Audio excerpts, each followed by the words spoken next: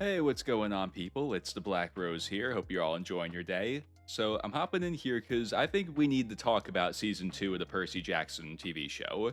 Yeah, I really got into this show actually recently. I only watched season 1 back in December, I want to say. And man, I'm impressed. Yeah, I can't believe I didn't catch on to this show sooner. It's good. It's very good. Right. So, yeah, a bit about my history with this series. So, yeah, back when I was in school, like really I've always hated reading. Just never something I enjoyed. Yeah, the screen, like TV shows, video games, that's where I'm at. It's just kind of like that's the form of entertainment that I like. I think reading is a chore to me. Right.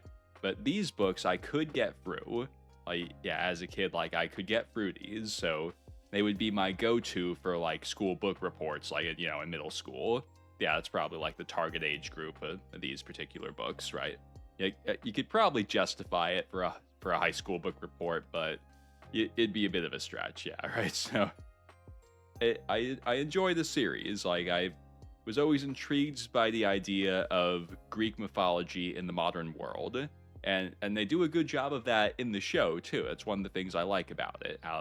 And they thought about like how would a god like Hermes per se, like yeah, what would he do in the modern world?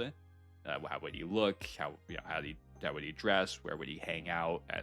Like I like how that kind of thought went into it. Yeah. So yeah, I'm like, how did they get Lin-Manuel Miranda to play that role? Like, dang, was he a fan? I don't know. Maybe he is, right? So yeah, and the tone and aesthetic of the show is exactly how I imagined it reading the books as a kid. Like the scale of the battles, it's just the right amount of people on each side. The sword play, exactly right. Not like a Star Wars kind of thing. Like the swords are authentic, to looking ancient Greek. But yeah, like I'd say good sword play. It's not really like fencing. You're swinging something that weighs, 15 to 20 pounds. But yeah, like it's good. And I enjoy watching it. Right. And yeah, the violence, it's PG-13. Like, me, like, I appreciate leading into violence hardcore, but for this, you can. Like, yeah, like, but Percy Jackson, like I was saying, it is for kids. It's like a middle school book. So you need parents to let their kids watch it. So yeah, I totally get it can't be uber gory. Like, so, yeah, I do think they got it about right. Like, we do see people get stabbed and bleed a bit, but, it's never gruesome. So, yeah, it gets that just right. See what else? Special effects. They're exactly right for what this is. Like, at times, you want it to be almost, like, a little bit goofy. Almost like Wednesday a little bit, but not quite that goofy, but, yeah, you gotta pick the right spots for it. Like the Polyphemus design, he looks, kind of iffy, but it's right for the tone of what this franchise is. Right. So yeah, and speaking of creature designs, yeah, I really liked Polyphemus. I think I wouldn't say he's how I imagined him, but I liked it. Only thing is, I think he could have been a little bigger, to just make him a bit more intimidating. But yeah, like I liked him, but I liked what I got. And I really liked the Cyclopses and Annabeth's flashbacks. I liked that they were wearing like street rat clothes almost. Like it, yeah, again, that ties into like how would Greek mythological, gods and creatures fit into our modern world. And yeah, like that fits it. Like, the monsters kind of hanging out on the streets being troublemakers. I liked it. It was really neat. And those giants that were throwing fireballs, yeah, that was a good design. And yeah, like right amount of them in the battles. It was, yeah, I really like the tone and aesthetic of what they've done here. It's perfect for what this is. Now let's talk performances. So first, the core trio of Walker Scobell as Percy, Leah Sava Jeffries as Annabeth, and Aryan Simhadri as Grover. Right, so they've all gotten a lot better since season 1. They were child actors, right, in season 1, so finding good child actors is really hard. The Duffer Brothers really lucked out with Stranger Things, and they got those core five set, and they ended up becoming terrific actors. So these guys, their first season, and they were really just okay, at least in my opinion, like just all right performances.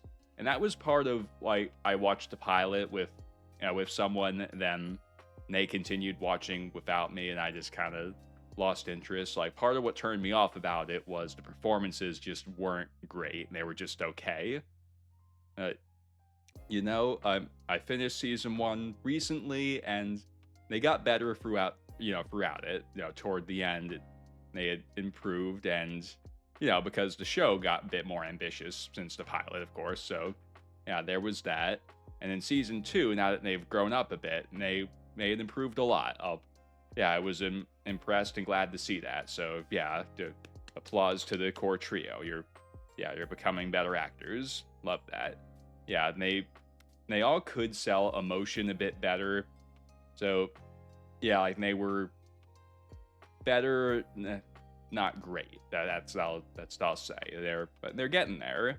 So yeah, we're rooting for those 3 people. And yeah, they added Daniel Dimer as Tyson, and he was perfect. That casting was right on the money. That's exactly how I imagined Tyson in the books.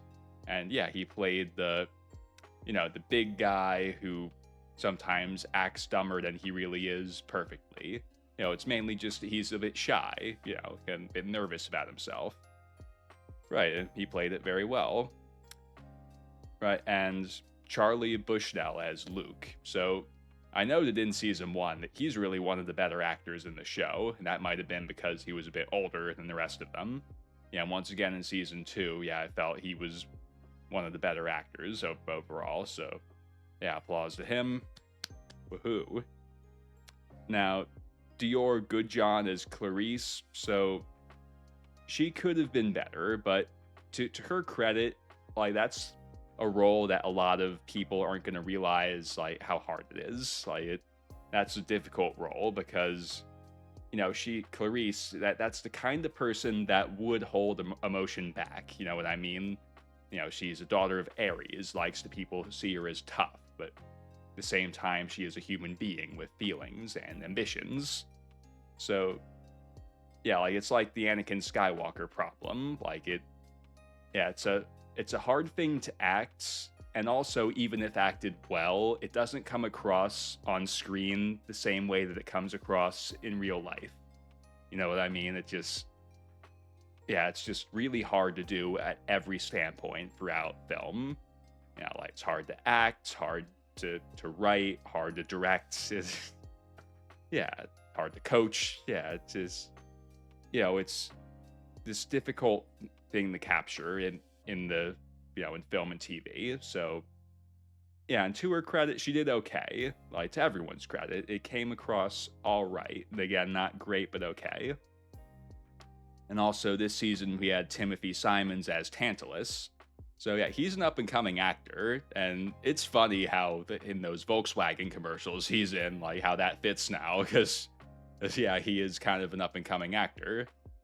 Right, and yeah, I think he played Tantalus pretty well, and yeah, it was a contrast from roles I'm used to seeing him in, where he's generally, like, forget what this, no one wants this, that sitcom he's in, where he's kind of the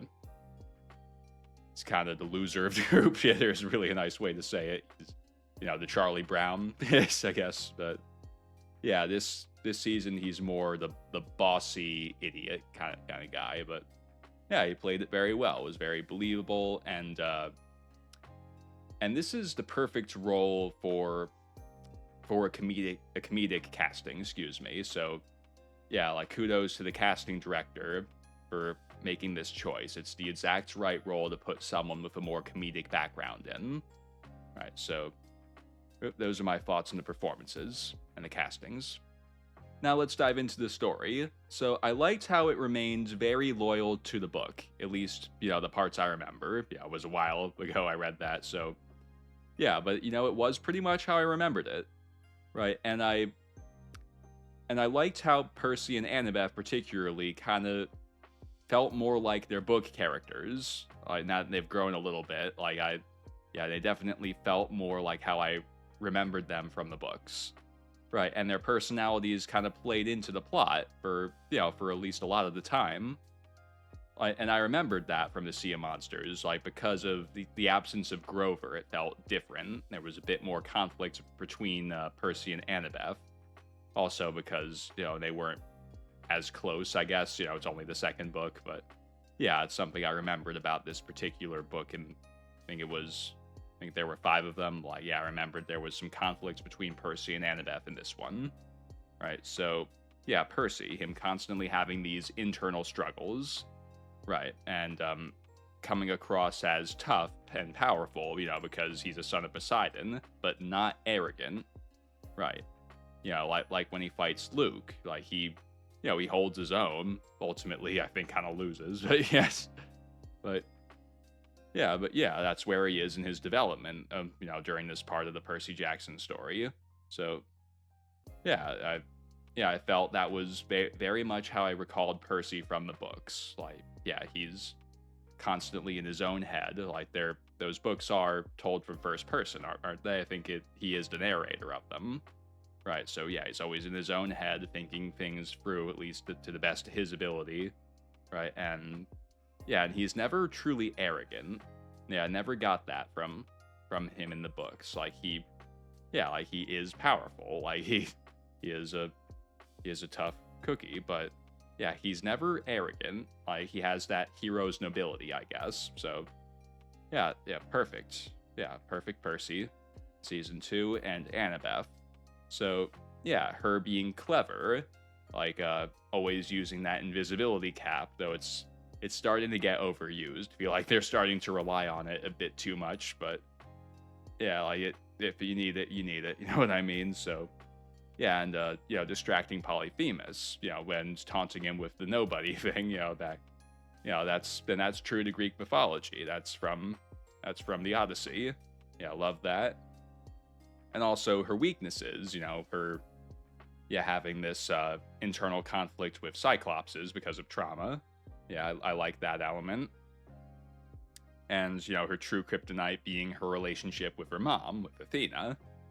Yeah, so that played into it.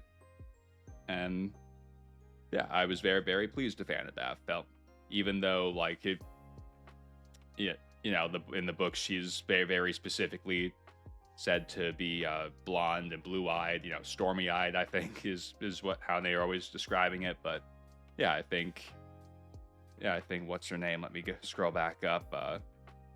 Leah Sava Jeffries. I think she's playing Annabeth very well. Very pleased with her.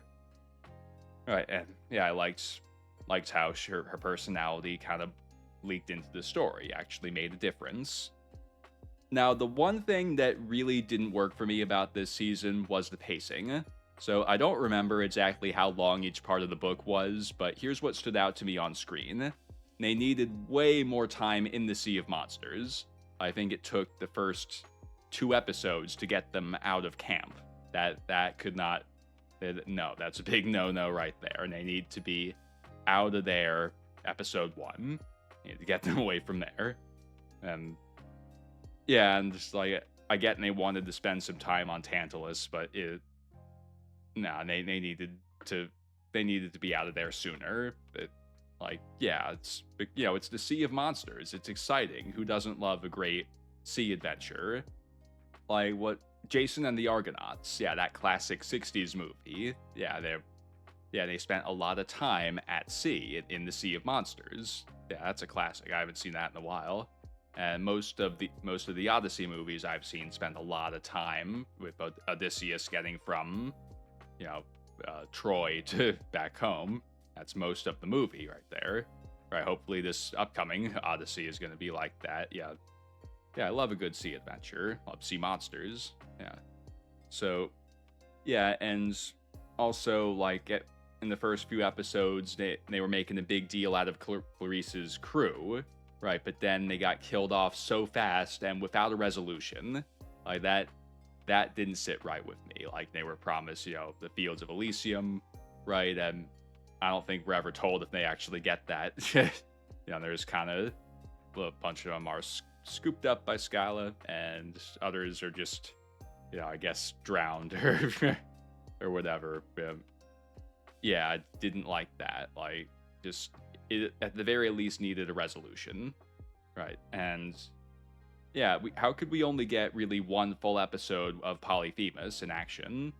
Like, yeah, sure, we saw like brief scenes of him, with Grover, but like we only got one true like action episode with him where they're actively trying to get the fleece from him.